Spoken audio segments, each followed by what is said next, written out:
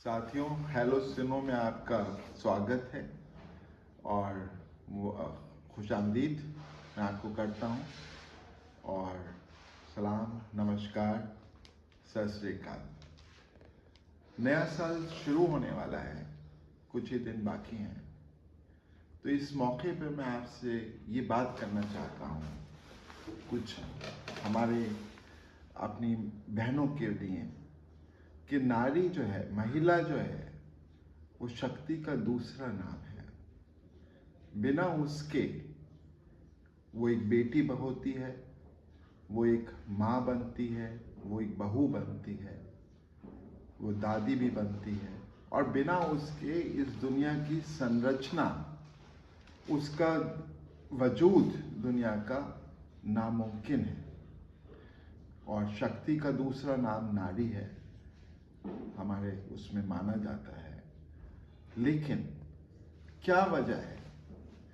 वो शक्ति का रूप तो हम उसे मानते हैं, उसे हम उसके पैरों के नीचे हम जन्नत मानते हैं, लेकिन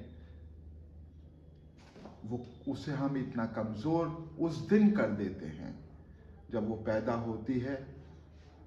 बेटा पैदा होता है तो हम गाजे बाजे बजते हैं, और जब बेटी पैदा होती है तो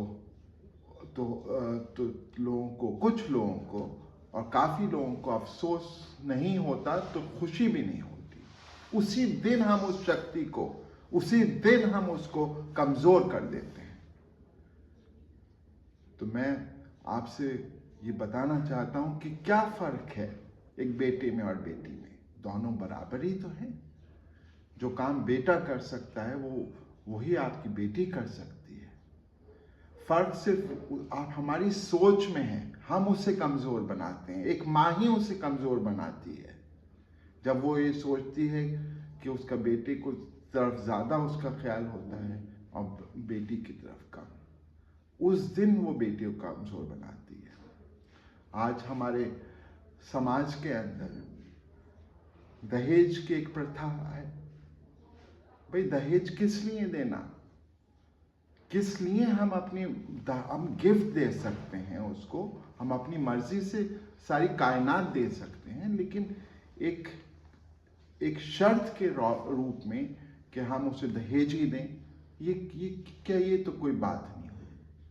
तो इसे हमें इस नए साल में, मेरे फॉलोअर्स ज़्यादा नहीं हैं, 30-40 फॉलोअर्स हैं और मेरे शायद नया मैं यूट्यूबर हूँ तो कम ही लोग मेरे उसमें जाते हैं। लेकिन जो भी हैं, जो भी सुने, वो इस बात को करें कि वो दहेज प्रथा को ख़त्म करें। वो अपनी बेटी को दौलत जो उसको सबसे ज़्यादा आप दे सकते हैं, सबसे ज़्यादा जो आप उसे मजबूत बना सकते हैं, जो सबसे ज़्यादा आप उसे मतलब आप निखार सकते हैं, जो कोहिनूर से भी ज़्यादा बड़ी चीज़ जो आप उसे दे सकते हैं, वो इल्म दे सकते हैं। वो उसे आप इल्म की दौलत दे सकते हैं। आप उसे इतना काबिल बनाइए, इतना उसके अंदर स्किल पैदा कीजिए कि किसी दहेज की और किसी चीज़ की उसे ज़रूरत आपको देने की ना देना ही नहीं चाहिए। बिल्कुल, जहाँ कोई दहेज मांगे तो उसे आप शादी से मना कर दीजिए। बगैर कब तक कोई उसको आपको इस चक्की में पीसते रहेंगे लोग? नहीं, हमें शादी नहीं करनी है।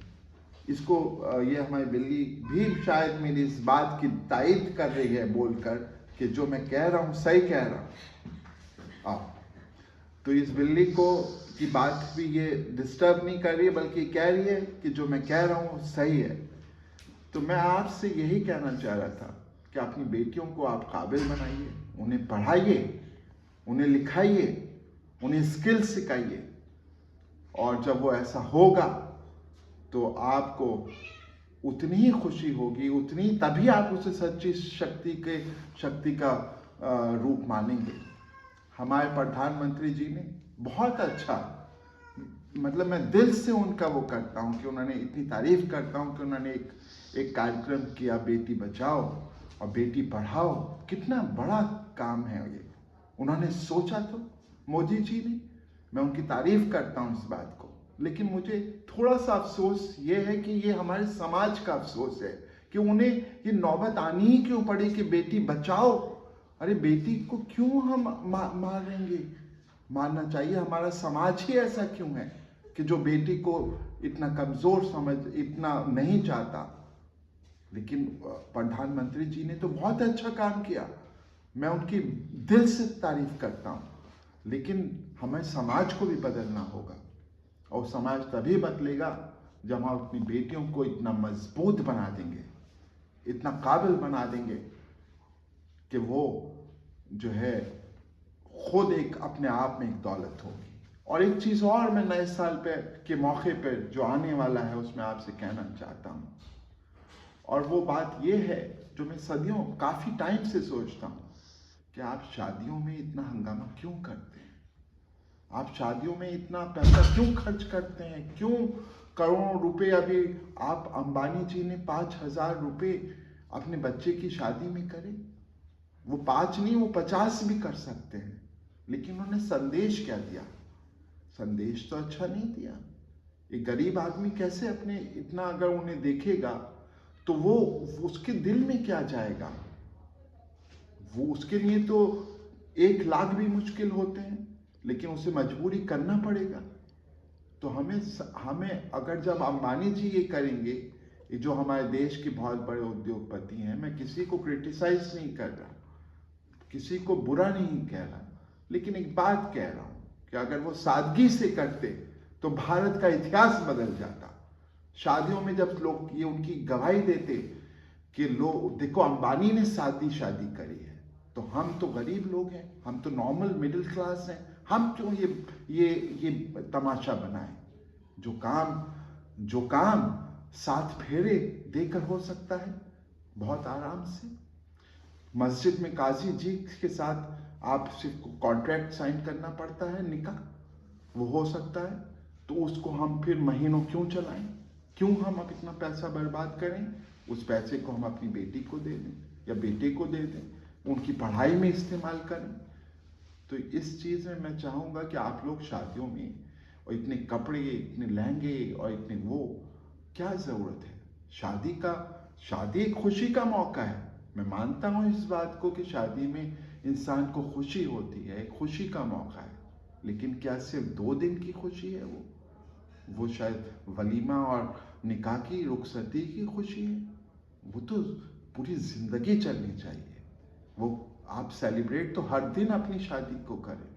तो नौजवानों, आप अपनी शादी को बिल्कुल सादगी से करिए। वो बिल्कुल सादगी से शादी करिए।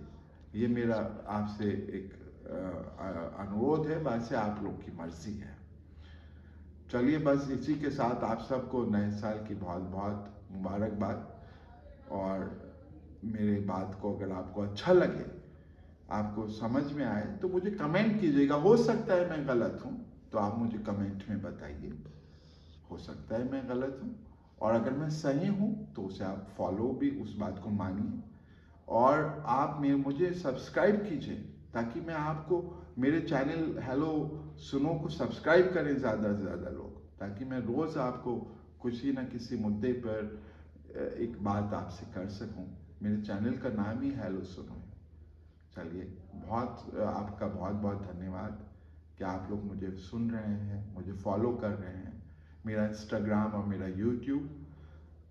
तो आपका बहुत बहुत शुक्रिया। मेरे यूट्यूब चैनल को फॉलो करते रहें और सब्सक्राइब करें। शुक्रिया।